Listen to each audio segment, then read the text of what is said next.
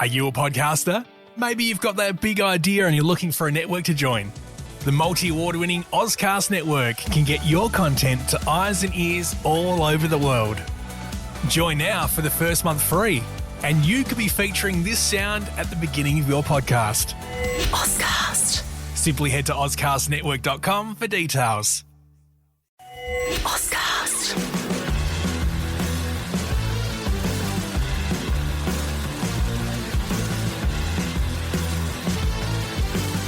All right, buckle up, everybody, because today we're diving headfirst into the crypto world. Yeah, things are getting kind of wild out there. You guys sent in a ton of articles about this crazy crash happening. Yeah. SOL, XRP, DOGE, all taking a huge hit. I mean, plummeting. And I'm so ready to unpack this with you. Yeah, me too. For those of you who've been in the crypto game for a while, a 10% drop is like just another Tuesday, you know? It's nothing. Yeah. But for a lot of people, this is a big deal. Huge. So we got to figure out what's going on here. Are you a podcaster? Maybe you've got that big idea and you're looking for a network to join. The multi-award-winning Ozcast Network can get your content to eyes and ears all over the world. Join now for the first month free, and you could be featuring this sound at the beginning of your podcast. Ozcast. Simply head to ozcastnetwork.com for details. Right. What triggered this massive sell-off? Yeah. Is this just a temporary blip, or is this the beginning of something way more serious? Yeah. And most importantly for all of you listening, what does this mean for you, especially if you're thinking about dipping your toes into the crypto pool? All right, so let's start by taking a snapshot of what the market looks like right now. Okay. The total market cap is down over 4% in just the last day of trading. Oof. That's not good. Major coins like XRP are down 10.3%. All right. Yeah. SOL's down even more, like over 14%. Wow. And even DOGE is feeling the heat, down almost 13%. DOGE, really? I mean, come on. Yeah, and here's the thing that's really interesting. Almost every single coin in the top 100 has dropped in value only one. Wait, hold on. Only one? Yeah. Out of the top 100, 99 are down. Uh-huh. And only one little guy is like holding on for dear life. Holding strong. Yeah, it's pretty wild. That is wild, right? Yeah. It makes you wonder what's so special about that one coin. Right. It definitely shows that even when things are looking pretty grim, there are still opportunities out there. Okay. But what's different about this crash compared to some of the ones we've seen in the past, you know, like the one triggered by the Japanese interest rate hikes, or how about the impact of Chinese AI developments? Right. This time, it's not just one single event, it's like a whole bunch of factors all hitting us at the same time. Okay, so like a perfect storm. A perfect storm, exactly. And speaking of storms, you know, one thing that really stood out to me in the articles was how much they talked about the overall mood Yes. in crypto social media. Apparently, things were already super gloomy Oh, yeah. even before this crash started happening. Okay, we're definitely talking about that. Yeah, it's like the CNN Fear and Greed Index is down to 29 right now. Whoa, that's the... Which puts it like right on the edge of extreme fear. Oh, my God. You know, sentiment plays a massive role in the crypto market. Oh, for sure, because when people start to get scared, it's like It spreads like wildfire. Yeah. contagious. Yeah, I and think then it so. just snowballs. It's a self-fulfilling prophecy. Exactly. And then you've got these accounts with tons of followers. Yeah. You know, like Crypto Rover tweeting out stuff like Bitcoin's about to crash hard. The bull market is over. It's not good. Oh, man, when you see stuff like that, it's got to make you nervous. Especially from someone with that kind of influence, it can really spook investors. Yeah, totally. And to make matters even worse, right on top of all this negative sentiment, we've got this Bybit hack. Right. This is the biggest exchange hack we've ever seen. Ever, $1.4 billion in Ethereum stolen. That's insane. I mean, just try to wrap your head around that number, $1.4 billion. Yeah. It just goes to show you that even though people talk about blockchain security all the time, Right.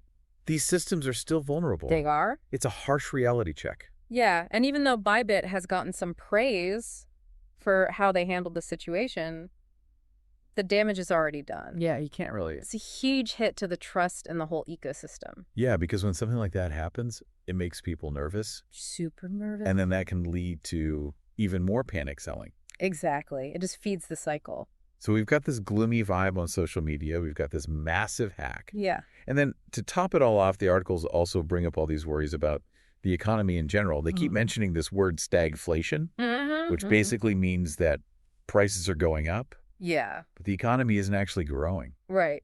which is not a good combination. Not at all. How does all that tie into what's happening in the crypto world? Well, stagflation makes it way less likely that the Federal Reserve is going to cut interest rates anytime soon. Okay. And when interest rates stay high, it makes investors a lot less enthusiastic about putting their money into risky assets, Right. which definitely includes cryptocurrencies.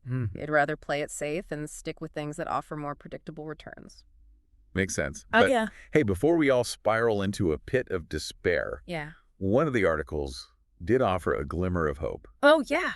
Yeah, they highlighted this tweet from Crypto Dill News, Okay. who basically said, even though we're in this crash, the crypto market is actually in a way better position now than it was a year ago.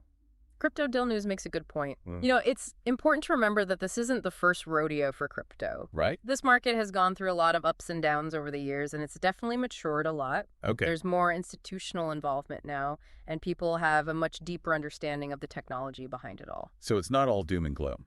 Not necessarily, but this does raise a really important question. Okay, what is it? Do you see this crash as just a bump in the road on the way to a brighter future for crypto, or is it a sign that something is fundamentally wrong?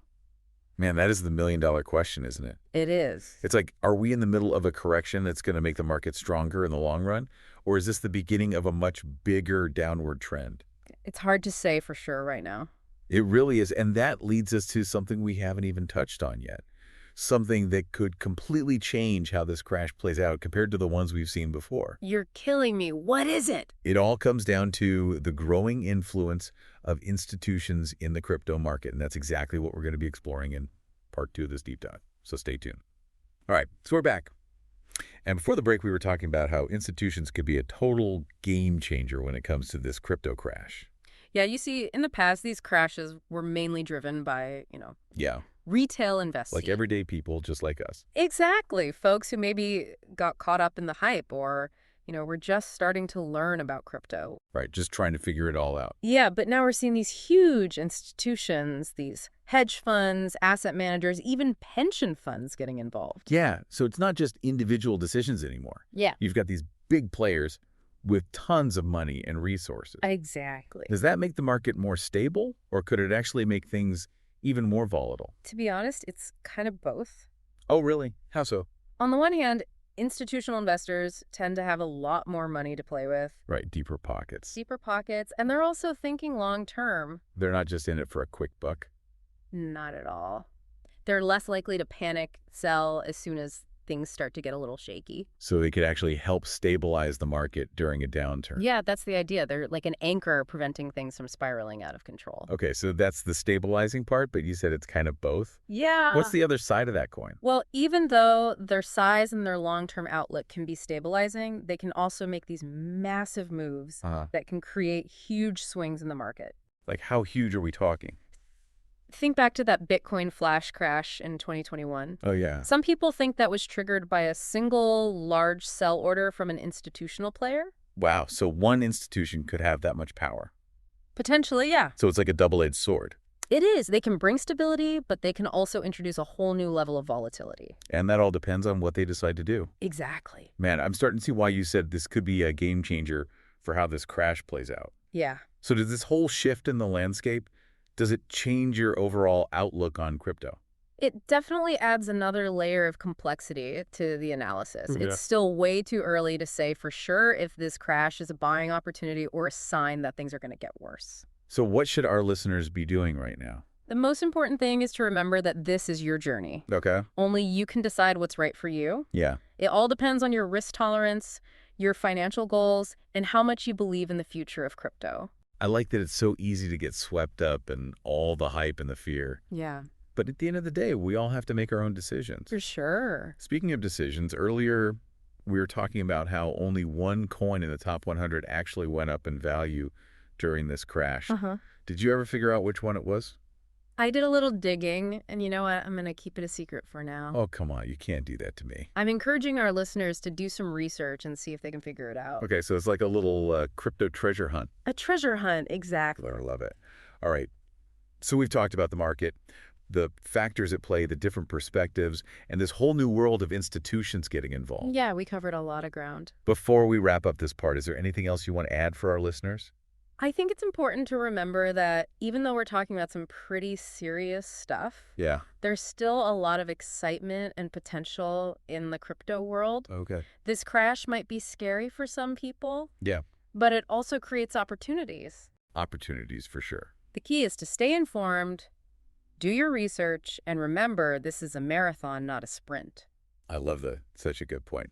It's easy to get caught up in the day-to-day ups and downs. Yeah, But we got to keep the bigger picture in mind. exactly. All right, on that note, we're going to wrap up part 2 of our crypto crash deep dive.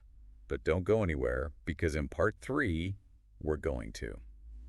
All right, so we're back, and we're finally going to tackle this whole idea of institutions taking over the crypto world. It's a pretty big deal, and it's definitely going to shape the future of this whole market. Yeah, like in the beginning, crypto was all about like the little guy, right? Yeah, it was like the Wild West out there. Totally. A bunch of tech enthusiasts and people who just wanted something different from the traditional financial system. Yeah, a lot of passion, a lot of experimenting, and definitely a lot of volatility. Oh, yeah, for sure. But you're saying that's all changing now that these big institutional players are coming in. Mm-hmm. Exactly. Over the last few years, we've seen a ton of institutional money flowing into crypto. I mean, we're talking hedge funds, asset managers, family offices, even pension funds. Pension funds, really. So, like, our retirement money is going into crypto now. Some of it, yeah. It's a new world. So we've gone from, like, this market driven by individual investors to one where these giants are calling the shots. In a way, yeah. And they've got so much money in these sophisticated strategies. So what does that mean for the rest of us? Does it make the market more stable, or is it going to make things even crazier? Well, as we talked about before, it's kind of a double-edged sword. Okay. Remind me how so. Well, on the one hand, these institutions, they bring a level of sophistication that we haven't really seen before. Right. They've got teams of analysts crunching numbers, developing these crazy complex trading strategies, and managing risk in ways that most of us can't even imagine. So that sounds like a good thing, right? More Yeah. like data-driven decisions, less emotional trading. It could be, and in some ways it already has, the presence of these institutions. It gives crypto a certain legitimacy and a sense of stability. Oh. They're not just in it for a quick buck. They're looking at the long game. So they could actually help smooth out some of those wild price swings we've seen in the past. That's the hope. But remember, there's another side to this. Right. The flip side, what are the downsides of having these big players in the game? The biggest concern is just their sheer size, and the Like- fact that they can make these massive moves that can really shake up the whole market. Like that Bitcoin flash crash we talked about earlier. Exactly. No one knows for sure what caused it, but a lot of people think it was just one big institution dumping a ton of Bitcoin. So they have the power to stabilize the market, but they Okay. could also crash it. Pretty much. And then there's also the whole issue of market manipulation. Oh, yeah. That's a scary thought. Yeah, I mean, the crypto market is still pretty young, and there aren't as many rules and regulations as there are in traditional financial markets. So it's easier for someone to pull some shady stuff. Exactly. And when you've got these big players with all their resources, they can definitely take advantage of that. So it's not all sunshine and roses. Not exactly, but that doesn't mean you should stay away from crypto altogether. Okay, so what should our listeners be thinking about as they're navigating this new world? The most important thing is to be aware. Things are changing fast, and these institutions are changing the game, so you got to be smart about your decisions. So basically, we can't just rely on the patterns of the past to predict what's going to happen in the future. Exactly. Do your research, stay informed, and make sure you really understand what's going on. Great advice. All right, so we've talked about the crash, the sentiment, the economy, and now the role of institutions. We covered a lot. Before we wrap up, is there anything else you want to leave our listeners with? Even though we've been talking about some pretty heavy stuff, there's still so much potential in crypto. Okay. This crash might be a bump in the road, but it also creates opportunities. So we got to stay positive. Exactly. Stay informed, do your research, and remember, this is a marathon, not a sprint. I love that it's a good reminder for all of us. Well, on that note, I think we're going to wrap up this deep dive into the crypto crash. Yeah, thanks for having me. It's been a blast chatting with you as always. Likewise. And to all our listeners out there, keep exploring, keep asking questions, and never stop learning until next time. Happy diving.